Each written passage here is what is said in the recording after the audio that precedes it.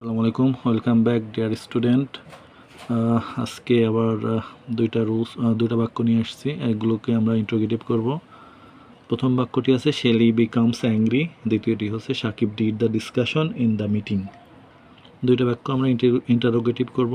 প্রথম বাক্যটা দেখেন, আমরা ইন্টারোগেটিভের নিয়ম জানি, কিভাবে ইন্টারোগেটিভ করতে হয়। অক্সিলিয়ারি ভার্ব সামনে নিয়ে আসলেই আমরা এটাকে সাদামাটাভাবে ইন্টারোগেটিভ করতে পারি। প্রশ্ন হচ্ছে যেখানে অক্সিলিয়ারি ভার্ব নেই সেখানে আমরা কিভাবে করব।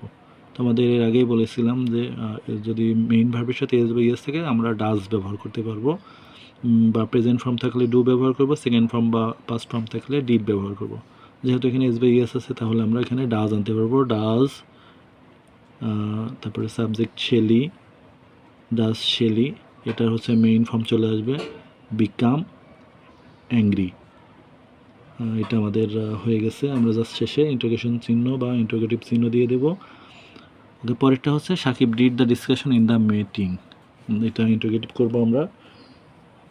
সাকিব ডিড দ্য ডিসকাশন, এখানেও অক্সিলিয়ারি ভার্ব নেই, এটা হচ্ছে ডু ভার্বের সেকেন্ড ফর্ম অর্থাৎ পাস্ট ফর্ম। তা আমাদের জানা আছে যে পাস্ট ফর্ম থাকলে আমরা ডিড ইউজ করব। এই ডিডের জন্য কিন্তু আমরা ডিড আনতেছি না, এটা যেহেতু V2 বা পাস্ট ফর্ম এই জন্য আমরা ডিড আনবো। ওকে দর্শক, আমরা তাহলে এখানে ডিড বসাতে পারি। দেন সাবজেক্ট সাকিব,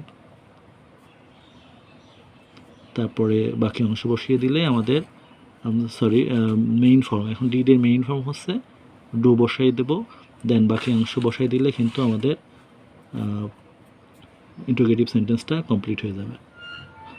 ধন্যবাদ দর্শক। বুঝতে যদি কোনো অসুবিধা হয় আমাকে কমেন্ট করে জানাইলে আমি ইনশাল্লাহ সমাধান করার চেষ্টা করব। ধন্যবাদ দর্শক, আসসালামু আলাইকুম।